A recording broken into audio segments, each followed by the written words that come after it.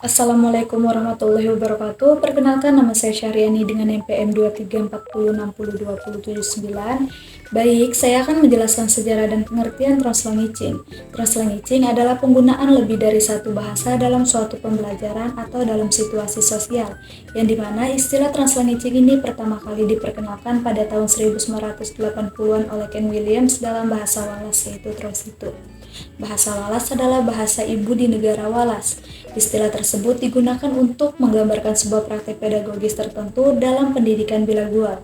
Bilingual adalah kemampuan untuk dapat berbicara dalam dua bahasa atau kemampuan untuk dapat berbicara lebih dari satu bahasa, yang dimana bahasa Wallace dan bahasa Inggris digunakan secara bergantian dalam proses pembelajaran. Apabila bahasa Wallace telah digunakan sebagai fungsi reseptif, mendengar dan membaca, maka selanjutnya bahasa Inggris digunakan sebagai fungsi produktif, yaitu berbicara dan menulis, ataupun sebaliknya. Dengan kata lain, satu bahasa digunakan sebagai bahasa input untuk menerima informasi dan bahasa satunya digunakan sebagai bahasa output untuk memproduksi informasi, yang dimana translanguaging ini kemudian dipopulerkan kembali di Amerika Utara oleh Colin Baker dan Ophelia Gracia pada tahun 2000-an. Baker berpendapat bahwa translanguaging merupakan sebuah proses memaknai, membentuk pengalaman, dan memperoleh pengertian pengetahuan melalui penggunaan dua bahasa, yang dimana contohnya ketika seorang guru bahasa Inggris menjelaskan materinya menggunakan bahasa Inggris, guru tersebut melihat ada siswanya yang tidak paham dalam ia menjelaskan materinya menggunakan bahasa Inggris. Guru itu kemudian melanjutkan materi berikutnya menggunakan bahasa Indonesia, yang dimana guru ini menggunakan lebih dari satu bahasa dalam sebuah pembelajaran. Adapun contoh, salah satu percakapan yang terjadi di tempat kerja. Tono akan menggunakan bahasa Mandarin ketika berkomunikasi dengan pelanggannya yang menggunakan bahasa Mandarin. Dan kemudian akan berganti bahasa menggunakan bahasa Inggris ketika berkomunikasi dengan stafnya, yang dimana Tono menggunakan lebih dari satu bahasa, dan Tono dapat berganti dengan cepat dari satu bahasa ke bahasa lainnya. Dan di Amerika sendiri, konsep translanguaging diadopsi dalam penelitian terkait pendidikan bahasa minoritas, sebab translanguaging dilihat sebagai strategi belajar mengajar yang efektif, menantang praktik kebahasaan di dalam kelas yang dinilai tidak menguntungkan bagi penggunaan bahasa minoritas.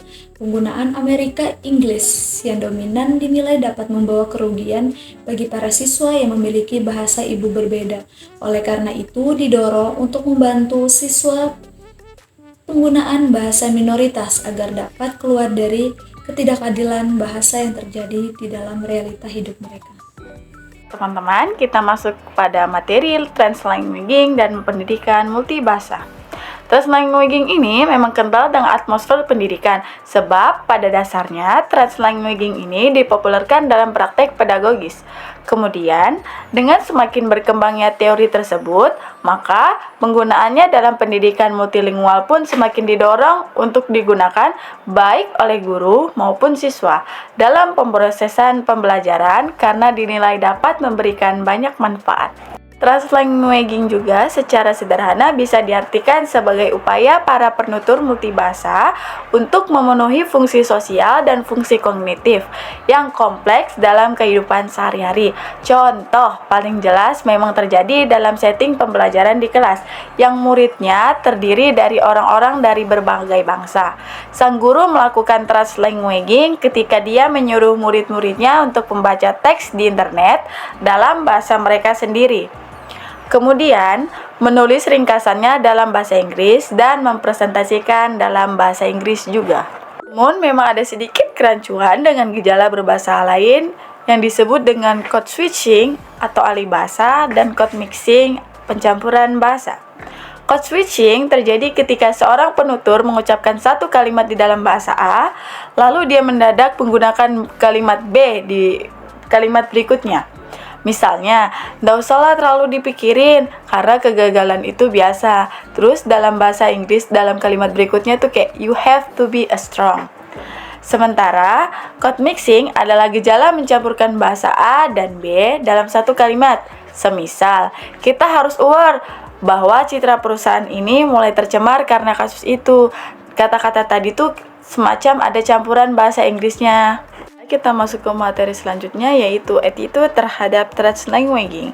Berbagai peneliti meneliti attitude terhadap translanguaging menemukan bahwa kebanyakan peserta mengindikasikan attitude yang positif terhadap praktek translanguaging.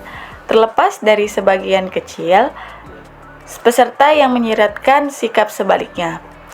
Penelitian yang dilakukan oleh Nambisan dengan menggunakan mixed methods. Yang dimaksud dengan mixed methods adalah mixed methods suatu pendekatan untuk menyelidiki masalah yang berhubungan dengan perilaku sosial dan kesehatan dengan mengumpulkan menganalisis data kuantitatif dan kualitatif secara ketat sebagai jawaban atas pertanyaan penelitian. Mengungkapkan, meskipun mayoritas guru percaya setiap poin translanguaging di dalam kelas, nilainya sangat penting karena attitude translanguaging terhadap guru harus positif dan baik. Contoh bagaimana translanguaging digunakan oleh 2 orang siswa sebagai strategi dalam menyelesaikan tugas yang diberikan oleh gurunya. Siswa A memilih kata tanya where untuk membuat sebuah kalimat dalam bahasa Inggris. Kemudian, siswa B buat pertanyaan lagi dalam bahasa Indonesia. Di mana rumahmu? Siswa A selanjutnya meminta klarifikasi. Haruskah dia menggunakan kata live di tempat kedua setelah kata tanya? Nah, hal tersebut dibalas oleh siswa B yang mencoba mengkonfirmasi apakah live itu artinya tempat tinggal dalam bahasa Indonesia. Ketika kalimat where you live telah terbentuk, siswa A kembali meminta klarifikasi dari siswa B. Haruskah dia menggunakan kata where you live atau where do you live?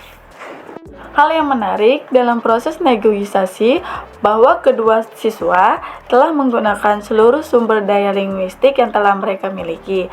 Mereka menggunakan bahasa Indonesia dan pada akhirnya berhasil membentuk sebuah kalimat tanya dalam bahasa Inggris seperti yang diminta oleh guru mereka.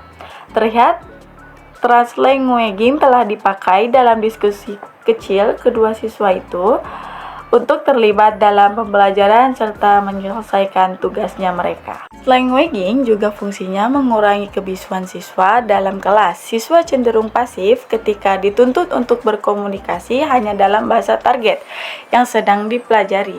Sebab, sebagaimanapun di dalam kelas, pasti terdapat siswa yang memiliki kecakapan bahasa target yang masih rendah. Untuk itulah translanguaging digunakan agar siswa lebih aktif berkomunikasi dengan para teman sebayanya di kelas. Sekian, terima kasih.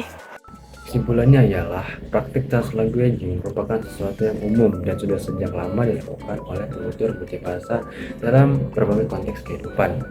Kita dapat menemukan praktik tersebut terjadi dalam interaksi sosial di pasar, di rumah, dalam komunikasi dengan keluarga, dan dalam berbagai konteks sosial lainnya.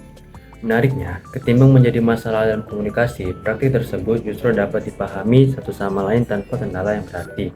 Jika sebelumnya praktik seperti ini dinamakan code switching sesuai dengan perspektif monolingual, maka dalam sebuah perspektif baru yang melihat sistem bahasa sebagai sebuah kesatuan dalam diri manusia, translanguaging menjadi sebuah terminologi yang dirasa lebih sesuai.